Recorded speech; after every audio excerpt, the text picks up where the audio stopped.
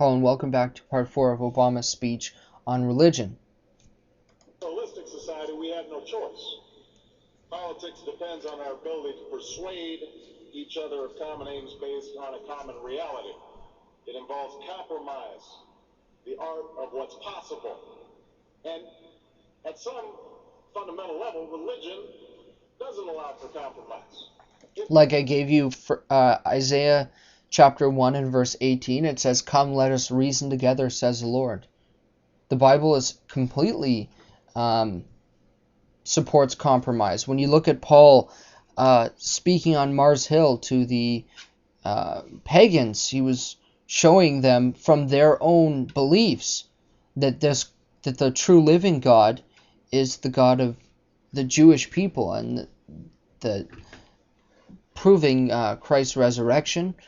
And also when we look at when he went to the high courts and he was in front of Felix, that he was reasoning with them from their own beliefs even. It's the art of the impossible. If God's spoken, then followers are expected to live up to God's edicts, regardless of the consequences. Well, there would be no negative repercussions for following the teachings of Jesus Christ. After all, he says, love even your enemy. What you're trying to do is mix up different contextual issues, as I've proven, and the old covenants and the old teachings that was for a specific group of people during a rebellious time of humanity. And so this was a way of stopping that. Now, to base one's own life on such uncompromising commitments may be sublime, but to base our policy making on such commitments would be a dangerous thing. And if you doubt that, let me just give you an example. We all know the story of Abraham and Isaac. Don't you mean Abraham and Ishmael, Sheikh Hussein Obama? Didn't you just go over to Cairo and read the Quran to them and say that they're your brothers and sisters and go and bow down to kings of Arabia? And isn't that a deep shame that our president is doing that? Because millions of people gave their lives and fought in World War I and II so that we would never have to bow down to a sovereign again. And you're spitting in the face of all these people that worked very hard so that that would never happen. But you desperately seek approval from these people. And isn't it funny that you can come on here and attack Christianity and attack the Bible like this, and you would never do this with the Quran, when it is the Quran that approves of such barbaric acts? Because you know that Christians would not go crazy and start flipping cars and rioting in the streets, such as like what happened when somebody made a cartoon about Muhammad or named a teddy bear Muhammad. Because simply you are a coward and you will not say things as they are. Abraham's ordered by God to offer up his only son. Without argument, he takes Isaac up to the mountaintop, he binds them to the altar, raises his knife, prepares to act as God commanded. Now, we know things worked out. Yes, when God told Abraham to do this, God obviously knew the outcome. He knows the future. What this is for is that for Abraham to learn from. This was a test for Abraham, and that Abraham would learn things from this, and what it means exactly to follow God, and how far things you would go to follow God. But God would never ask us to do things immoral. In fact, in the Bible, it says that God detests these people who did baby sacrifices from the worship of Baal and Moloch and these other gods. That God detests that, and it's despicable in His sight. And so for you to try and do this and correlate it with abortion is a very, very weak argument. And you're misunderstanding the doctrine of divine command. So this is one specific divine command for Abraham to do, but it's not for all Christian believers to do. Just as building an ark to stop and gathering up animals into it is not for all Christians to go and do. It was specifically for different people at different times in history. like God had made the covenant, and the symbol of that covenant is the rainbow, that he would not flood the entire world again. And so, when speaking about this, you really need to understand that. I'm sorry you didn't understand this when you were at Jeremiah Wright's church learning as he was teaching how to be racist and hateful in every way you can imagine. God sends down an angel to intercede at the very last minute. Abraham passes God's test of devotion.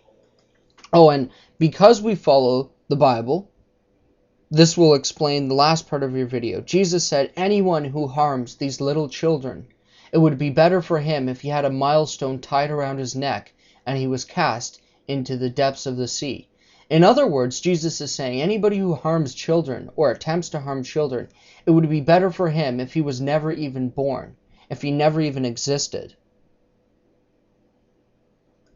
But it's fair to say that if any of us leaving this church saw Abraham on the roof of a building raising his knife, we would, at the very least, call the police and expect the Department of Children and Family Services to take Isaac away from Abraham. We would do so because we don't hear what Abraham hears. We don't see what... Right, I would agree that these people should be taken away who do that, but we don't see that God would ask us to do this. We are not tempted beyond our means.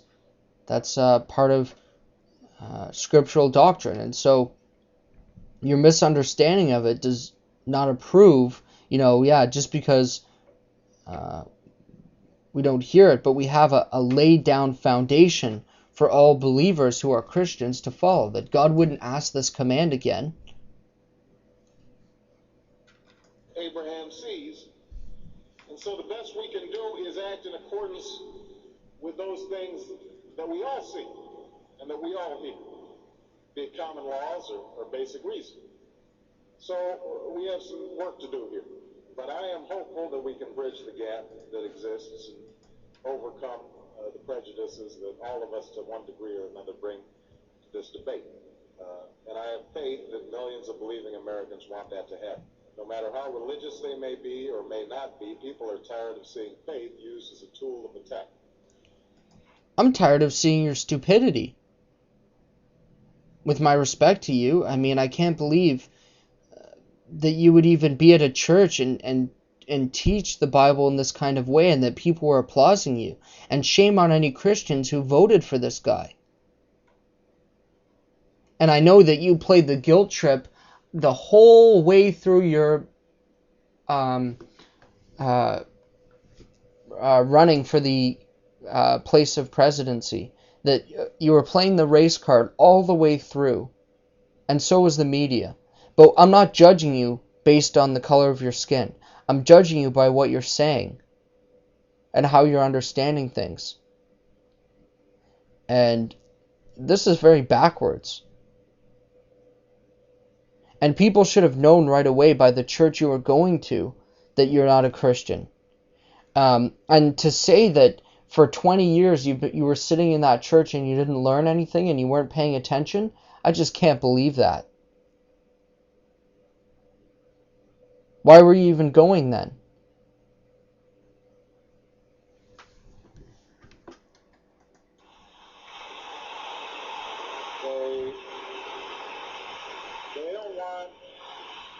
They don't want faith used to belittle or to divide, because in the end, that's not how they think about faith in their own lives.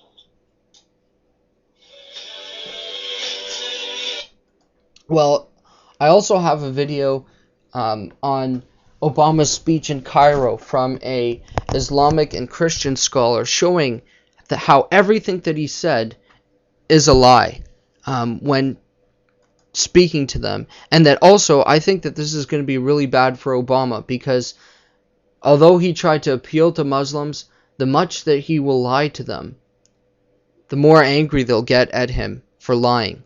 Like, at least when Bush was saying things, even Muslims, he said that Islam is the religion of peace, which we all know is a big lie. But even Muslims told us, time after time, do not believe the media, do not believe the media. It portrays Islam in a bad light. Well, I'll simply say, yeah, I agree with you. Bush said Islam is a religion of peace. I agree with you not to believe the media. Anyways, thanks for watching, and take care, guys.